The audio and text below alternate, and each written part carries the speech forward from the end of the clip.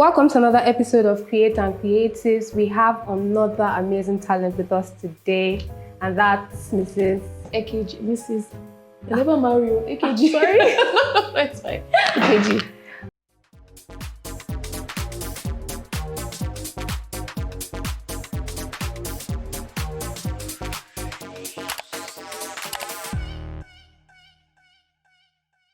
All right. So, it's so amazing having you here. I mean, I've been going for your exhibitions, and it's such an honor to have you on the show. So, without further ado, can you? I'm sorry, guys. You know, we're a fan of each other. So Yeah. All right. So, can you share with us a memorable scene that actually got you into your artistic journey? I think my artistic journey genuinely started the moment I was born. And I'm saying this now because, hindsight, looking back and everything.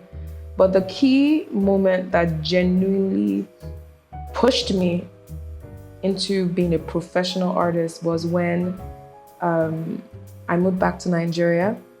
And prior to that, I lost my parents, and I was kind of like, I was under my caregivers and my support network or whatever. But when I came back, I realized that I needed to be independent, make my own money, stuff like that. So I implemented all the things that I had gone through and worked hard for, and just kind of like went hard and went home. That's why I've done over like 30 exhibitions, and I feel like I even ran faster than I should have, if that makes sense, like in regards to my artistic journey. So now I'm just like on another different path. So yeah, there are key moments and key experiences that have genuinely jolted me. But in hindsight, looking back, I think it basically started the moment I was born. Yeah. But my artistic journey is my spiritual journey, they come together. They intersect. Yeah. But like, what's the scene right now? Like, how are things going for you? Right now, I'm unlocking superpowers. I'm saying it like that because I keep trying new things. I like to hear that. And every time I try something new, I get it right the first time, and it feels nice. It feels nice. I feel like I've always had an idea that God had gifted me with so much talent, but I didn't know. This sounds cocky, but I didn't know He gifted me this much. So yeah, that's the phase I am right now. There's a lot of joyful moments happening. Like God experiences happening right now. So, I can see that, the aura, everything is just shining through. I mean, stop it. You're making me blush. It's my thing. I do that a lot. All right.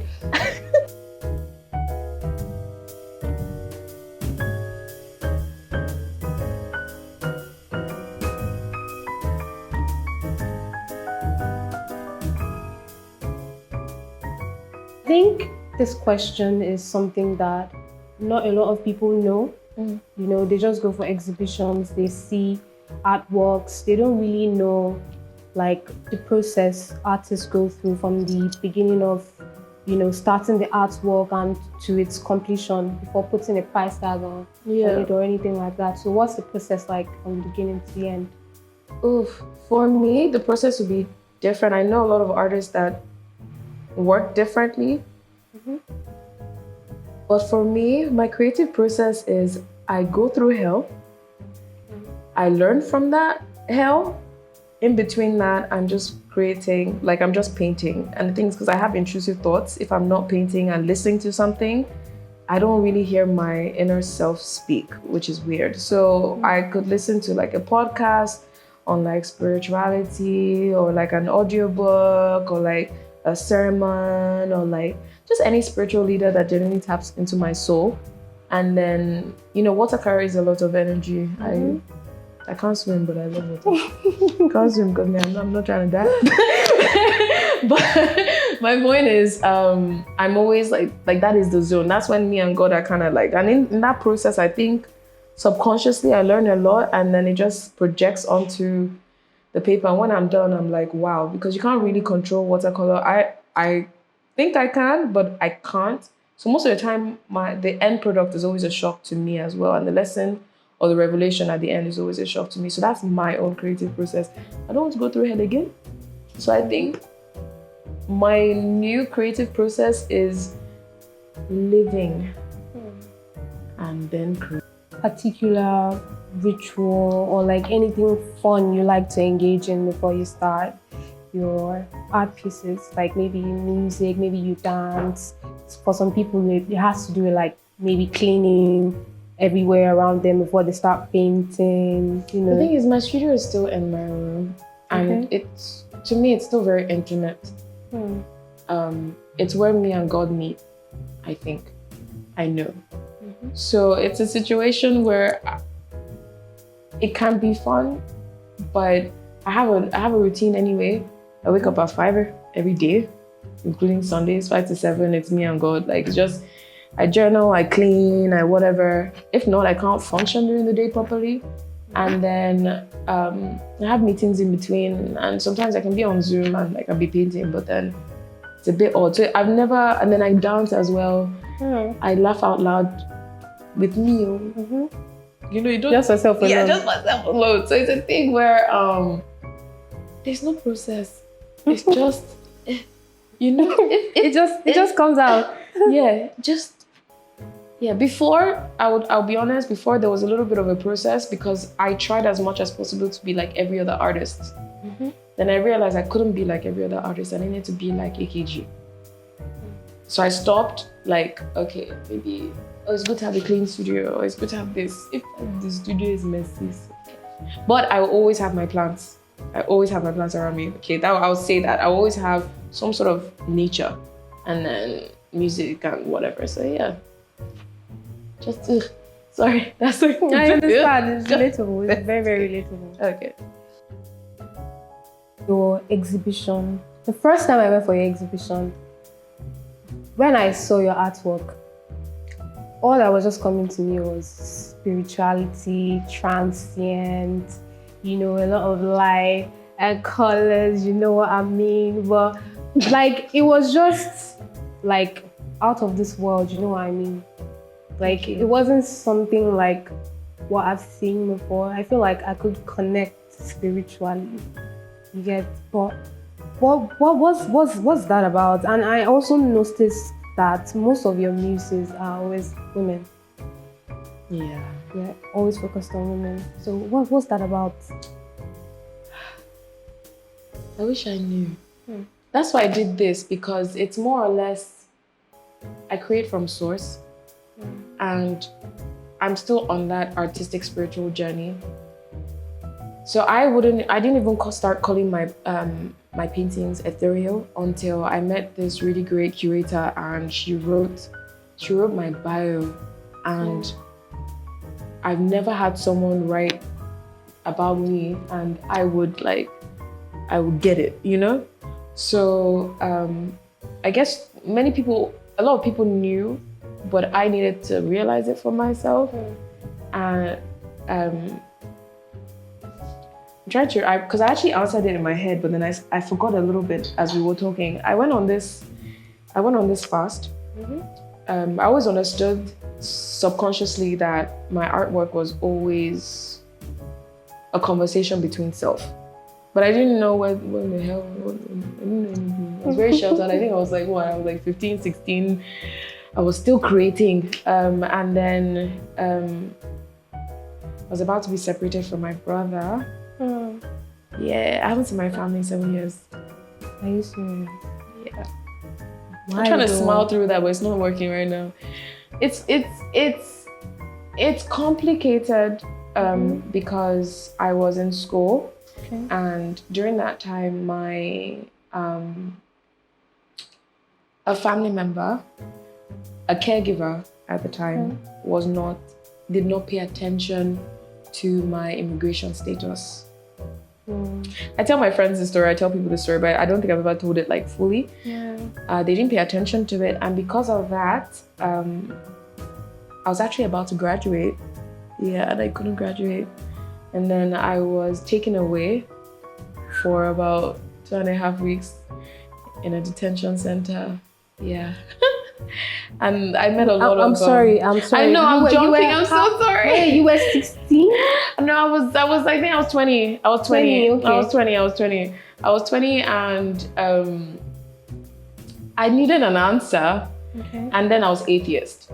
I became atheist after my dad died. There was no... When I tell you, me and God had one agreement and... So I was like, yeah, you gotta go, bro. And it was a thing where I just opened the Bible randomly. God. My brother is a full-blood Christian. So I opened the Bible randomly and I was like, oh, can I just skip to Jesus? Because at that point, the beginning freaked me out. The middle was just freaking me out some more. And I was like, yeah, this is not the God I know. I'm trying to be careful with that statement. So I was like, yeah, that's not the God I know. And then I studied Jesus's life, carpenters, the little things that he did, how his family. And I was like, okay, what's your fast that you do? Let's see what you know. And you talk to God, okay, fine. I want the same thing because you have to give me an answer before I move anywhere. And I did the fast, just water. But then I ended up extending to 60 something days, and my brother had to come pick me up. Yeah. I didn't know the spiritual experience I was having. The only constant thing I knew was, if I'm not seeing my brother, everything else to me is not real. So it was a very, like, my brother can tell you this story. Like, he came to my uni, picked me up, drove me back home. I was like a stick.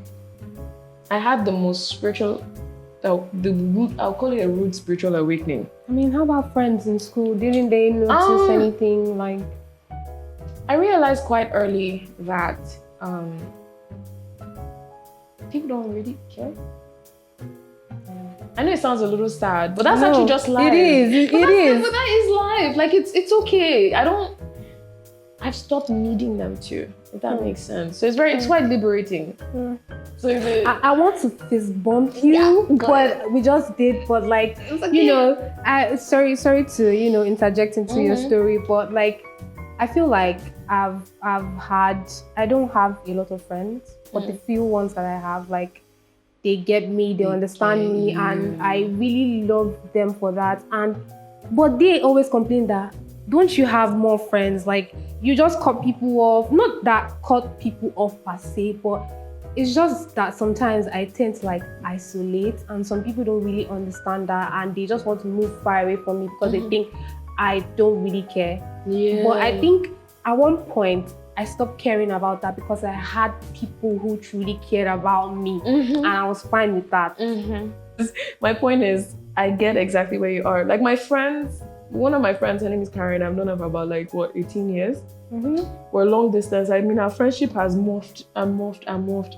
I have another friend, her name is Lydia. I have Sally, I have Zoe, everybody. But you know what's the best part? They don't text me. I hate texting. They don't text me. I reply you like an email. I hate texting. But then that's the thing. I know exactly how you're feeling. Girl. The ones that text that know you don't like texting but still text you. Because a lot of people have fought me on that. Amaka, you don't text. I'm sorry. The thing is, it's the lifestyle. The thing is, I feel like as a Nigerian youth and as a woman, and you're trying to create yourself, there's only so much you can do, and you're busy. Your free time now becomes time to heal yourself, time to take care of you. So you don't really have that much. Like, somebody was like, oh, call me when you get home the other day. I was like, I'll be honest with you. Usually when I get home, I'm tired. I may not call. Please understand. So it was a thing where I had to learn how to communicate better, and I had to, even with my friends, the whole thing is, if my display picture is offline, my notifications on my phone is switched off. If you need to reach me, you reach my assistant, and she reaches me. Only because I need to heal during that time, or I'm dealing with life. And I'm not talking about life, maybe I'm bored or jobless. I mean, that maybe somebody died, I have to be there for somebody, or can call, blah, blah, blah, blah, whatever. So it's a thing where I think I learned how to communicate my life a little bit earlier on, especially because I had a double life growing up. Like, everyone thought I was okay, but behind closed doors, I was being abused, stuff like that. And I had to always show up as something else that I wasn't. So I think it's a thing where I later understood how to communicate. I always tell my friends, if you need me, like you genuinely need me, I will drop my life for you. Naturally, but just SOS me. If it's not an SOS, if you are not dying, please. if somebody did not break your heart, if you do not need me to pick you up, they do not arrest you. Respect that we're all adulting and we're all trying to figure this shit out. In fact, we're all spiritually, let me even say adulting, because adulting in Nigeria is now different. Force scarcity is beating some people, sports scarcity is not beating some people. Some people are okay with their salaries, some people are not okay with it. I don't know if you understand what I'm saying. I understand you perfectly. I do. Yeah, no, it's all about communicating. I also had to be accountable and look at myself and stuff in my relationships as well. So.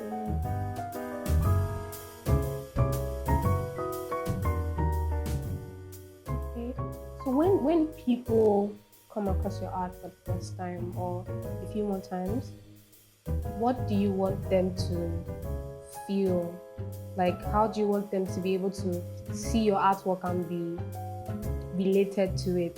If you get what I mean. Like, when I said I saw your artworks, I could pick up like spirituality, feminine energy. There was one term you used, is it ethereal? Ethereal. Even you said I'm still googling the word. I know, right? Like ethereal. I feel like I've been trying to put a name to it, like a term to it, but I can't. That's what I was saying. My first show last year, man, I did it in a week. Can I just say, I'm so proud of myself. Proud of myself because I ended up in the hospital after. Girl. Stress? Yeah, so the thing is, I spoke to my eyelash is dropping from the side. I can see it now. I was, last year I collaborated with Moise. I was the artist in residence, and we did this whole. We're trying to create a community, And since so far we've been working together. But I think last year I had a solo show of all my works from 2014 to all the way to 2022, and I called it Ascend. And I wanted to show like the journey, and each cabana had like I think I went for that. I was there. It was like a party. There was no pressure to buy. There was just pressure the only pressure you had was enjoy yourself and come and just be around a space that you can do whatever you want, get a little litty, and you experience the art. I mean, my art is kind of like, you can't, if your mind is closed or your third eye is closed, there's no way you'd understand my art. So I don't even stress anymore. But the thing is, that experience also taught me how to slow down. I had a week to do it because the curator at the time was going through something and she had to drop out. But because I'd already made a commitment to myself and a lot of people, I did the logo, I did the invitation, I did the poster. My friend shot me. I designed the outfit. Now, the whole AKG picture that you saw? Yeah, I made that outfit. I did everything, the makeup, whatever, in 1 week. And then I ended up in that's why I said superpowers, don't worry. Because I curated my second show. Exactly, you were saying that before. I curated my second show called Heritage in Miami just a couple months ago. And the next one is in New York in September. So my cousin and his team basically created something called Ominile, which is a way for African artists, fashion, whatever, musicians to basically grow internationally. Spread your art, spread your creativity, spread your brand. So it's a thing where he was talking about it. I was like, okay, let's see. I've done this before. Let's do it. And I took, Mr. Wadud. I was like, come, let me give you your first international show. It's like, okay, Abia. I was like, okay, come through. Told you, because I've exhibited with Told you a couple of times. Like, okay, come through. She's my girl. So I was like, sure, yeah. And then Ibuku, he's a photographer, but like his stuff is very spiritual. And I was like, no, I have to carry you. So it's this thing where we just kind of grouped each other, because myself grouped each other, I kind of like did the whole show, shipped everything. I did not know shipping. I'm sorry, curators. You do like, and you're doing another work. And the thing is, I feel like artists need to actually go through that experience of curating, so they actually respect the curator. Because I feel like a lot of artists nowadays, they're not humble. I'm not trying to be or whatever. They're not humble enough to appreciate the journey in between. They want the now, and it's like. that's why I was like, oh, I want to be here on time. I want to do this. Because as an artist, you actually, no matter how big you get, you have to consider everybody else always, their time, their space. That's why I was like, the whole thing, I thought like 500 minutes ahead, stuff like that. But I feel like a lot of artists should like pick up on that a little bit. So yeah, don't know why we were just saying about curators. You know, because you said you're a multidisciplinary artist. Multidimensional. I'm not multidisciplinary. Because why? Why did you change the term? To be disciplined in something, you have to actually work hard in it. I learned how to do oil in like a day. Yeah. That's some superpower shit. That's what I'm saying. Like, I'm not. Yeah. Anyhow that I say it, if I was a man, maybe they won't call me cocky. But the reality of it is, I realized that for me to call myself disciplined, I would have mastered things. And to master something, that's over 10 and 20 years. So I would say I've mastered watercolor. I'm disciplined in watercolor, but there's nothing I can't do in watercolor. But to now say that I'm disciplined in oil is to insult somebody who has worked 20 years. Okay. Do you get? So yeah, I understand where you're coming from now. Yeah. I don't want to insult anybody else's journey by being cocky with God's gift. I don't know if that makes sense, because He can easily take it away. It does. It makes a lot of sense. All right. So, I mean, the question was going to be, how do you stay true to yourself? Like, staying true to spirituality and the fact that a lot of your artworks have, that feminine energy. Do you mentioned before that you painted a male body just once. That's you going out of your comfort zone of painting. How is that for you? How do you stay true to just your own style of artwork? To be fair, I wanted to honor them. And my style is me. I don't even know what it is. I call myself a creative expressionist because I'm a creative and I express from within. But that's like it. How do I stay true to myself? I don't all the time. Maybe in a couple of years I will, but the reality of it is I mess up. I have high functioning depression and anxiety. I have mild OCD. So it's a thing where I'm very sure I have other stuff too, but that was what I was diagnosed with, so I'm gonna stick with it. So it's a thing where I wish I could say I have balanced life, because I haven't. I'm healing at the same time, lifing at the same time, trying to date at the same time, trying to catch up on all the things that I lost growing up. How do I stay true to myself? I think I'm still on the journey towards self. I just did a series about it, to be honest. And I think evidently I'll get there. But as long as I think I'm still in school, work, life, rent, Nigeria, blah, blah, blah, it's hard to be spiritual and ethereal. Because Nigeria will test you. I'm a Nigerian babe. I will give it to you. I must say, but I will slap you if I need to. I'm also Yoruba, so inside me, there's a demon somewhere. I mean, I've been working on myself. Based on. No, I mean, no. If I don't eat properly, you're getting whatever you get. You're getting whatever. If I'm hungry and I'm not slept, you're getting. I don't even know what you're getting, but I get. Okay, so basically, there are some times that people should not test you. They should not test waters. Don't even like exam period. They should never test me. The thing is, we end up subconsciously hurting the ones around us that we love, especially when we're under a lot of pressure. My point is, when we're under a lot of pressure and we're under stress, and especially as women, because we release a lot of cortisol during that period, it fucks up our hormones, and then we're not who we are. So it's a thing where, like I said, the whole offline thing, I've learned how to... We've been labeled already, like... The things, I won't lie to you, I don't even want to go into that topic, because I will say this any day, I'm not a feminist. I have to become a man, because all the... Let me not, okay. So most of us women, biologically, we can't handle cortisol. Okay. And because you're releasing too much that your body can actually handle, you're no longer aware of who you are. So after everything is done and you've lashed out at Tom, you've lashed out at Chioma down the street, blah blah blah, you're like, wow. Especially if you have PCOS, not PMS. It can happen to you for like 10 days in a month or whatever. And you're crazy, I'd be everybody, whatever. The day me and my girl started appearing at the same time, I was like, because I knew it will be too much.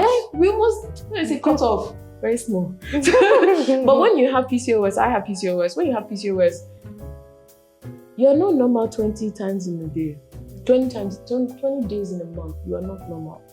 Like my diet is ridiculously crazy, so I can function and still be able to give love.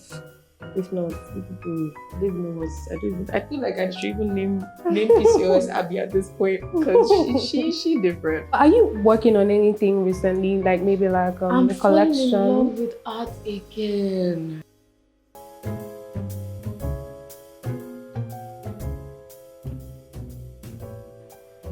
My first exhibition was my first exhibition I ever went to. I just didn't make a try. As in, this was after the whole fast. I was about to come back to Nigeria. This was when people branded me an international artist last year. I was so confused because my first exhibition was not here. Humble yourself the way I've humbled myself, please. Anyway, and I think I saved up like £300, and galleries. I didn't know that. But anyway, my point is I saved up £300 and I exhibited the space. They were like, oh, they'll promote me, they'll do all this. I was like, okay. It was my first exhibition. I think my uncle even donated like £100 into it. I was about to come back to Nigeria. So it was a thing where I was like, let me just try something. It was mad. I didn't make a damn sale. But these kids came and they loved it. And they were just talking about it. And they're just kids. But they got it. The adults didn't get it. They were staring at me. But my point is, they got it. And it was, I don't know what it did. That same God experience, I sure felt it in that one moment. I can't, that's why I think God is an emotion, not really like an experience, like an emotion, not really, anything else. And then that's when I now moved back to Nigeria, and then I did the whole exhibition, really Africulture, whatever, from time to time. But in between that, I think, that's the weird part of this story. In between that, I am processing how to say this carefully. That's the issue. She's always trying to be careful. I'm trying to be careful because this story is a little bit harsh, but I was about to get the life that I wanted. I was studying art online. My family had finally agreed to get me a studio / apartment kind of thing. I was like, okay. And I'm saying finally agreed because rent Nigeria, can't do it. But I wanted a studio. And then I was living with my auntie and it was time. I've been living with people since I was 10. I was tired. I was always adapting to somebody else. I hated it. I didn't know who I was. I just knew little bits of me, if that makes sense. I needed space to grow. I made the childish mistake of going somewhere where I should not have. Something very terrible happened to me, and I was in the hospital for a month.